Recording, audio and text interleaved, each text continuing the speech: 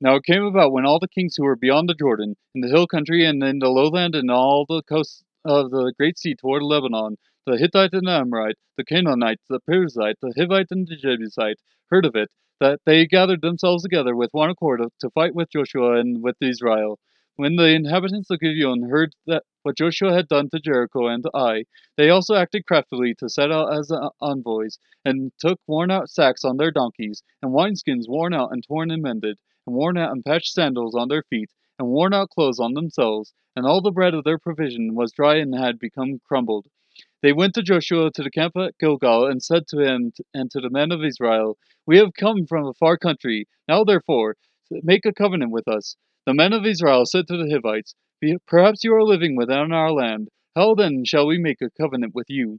But they said to Joshua, We are your servants. Then Joshua said to them, Who are you, and where do you come from?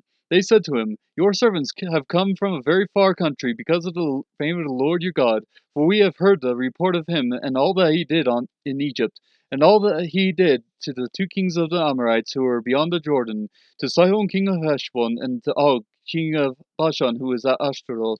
So our elders and all the inhabitants of our country spoke to us, saying, Take provisions in your hand for the journey, and go to meet them and say to them, We are your servants. Now then, make a covenant with us. This our bread was warm when we took it for our provisions out of our houses on the day that we left to come to you. But now behold, it is dry and has become crumbled. These wineskins which we filled were new, and behold, they are torn, and these our clothes and our sandals are worn out because of the very long journey. So the men of Israel took some of their provisions, and did not ask for the counsel of the Lord. Joshua made peace with them and made a covenant with them, to let them live, and the leaders of the congregation swore an oath to them. It came about at the end of 3 days after they had made a covenant with them, that they heard that they were neighbors and that they were living within their land.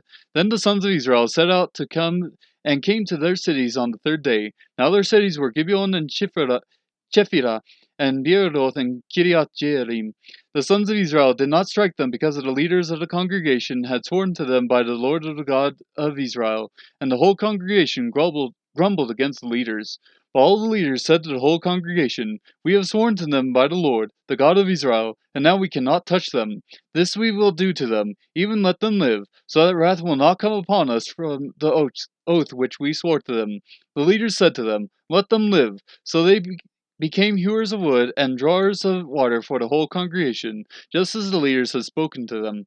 Then Joshua called for them and spoke to them, saying, Why have you deceived us, saying, We are very far from you, when you are living within our land? Now therefore, you are cursed, and you shall never cease being slaves, both hewers of wood and drawers of water for the house of my God.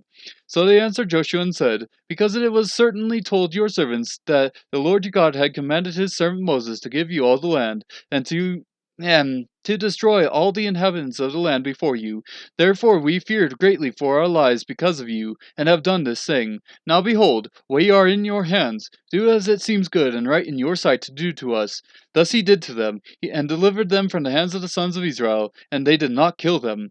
But Joshua made them that day hewers of wood and drawers of water for the congregation and for the altar of the Lord, to this day, in the place which he would choose.